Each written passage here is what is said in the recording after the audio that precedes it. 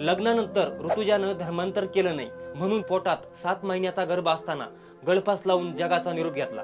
ऋतुजा उर्फ गौरी हिचा कुरपवाडीतील merchant navy officer सुकुमार राजगे याच्याशी मोठ्या थाटामाटात लग्न लावून दिलं।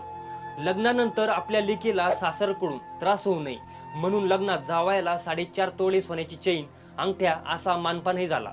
नव्या आयुष्याची सुरुवात करण्यासाठी ऋतुजा मोठ्या आनंदानं सासरी निघून गेली। ऋतुजा गर्भवती राहिली। कुटुंबाने ठरवलं गर्भसंस्कार कार्यक्रम करायचा।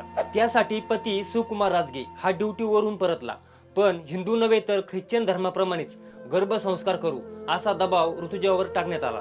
तसेच तिला बायबल बळजबरीने वाचायला लावली, पण तिने या गोष्टींना नकार दिला। त्यानंतर पती सुकुमार यांनी ऋतुजाला मारहाण केली। त्यानंतर घडलेला हा सर्व घटनाक्रम ऋतुजाने तिच्या आई वडिलांना सांगितला। ऋतुजाचे वडील डॉक्टर चंद्रकांत पाटील यांनी आपल्या जावयासह सासरच्या मंडळींना समजावून सांगण्याचा खूप प्रयत्न केला, पण तो केवळ प्रयत्नच ठरला।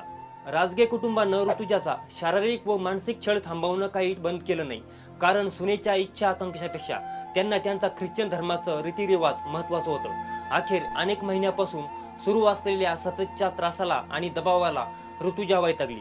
शुक्रवारी 6 जूनला कुपवाडच्या यशवंतनगर येथील अश्वनी हाऊसिंग सोसायटीतील आपल्या राहत्या घरी सततच्या छळाला कंटाळून गळफास लावून जगाचा निरोप घेतला।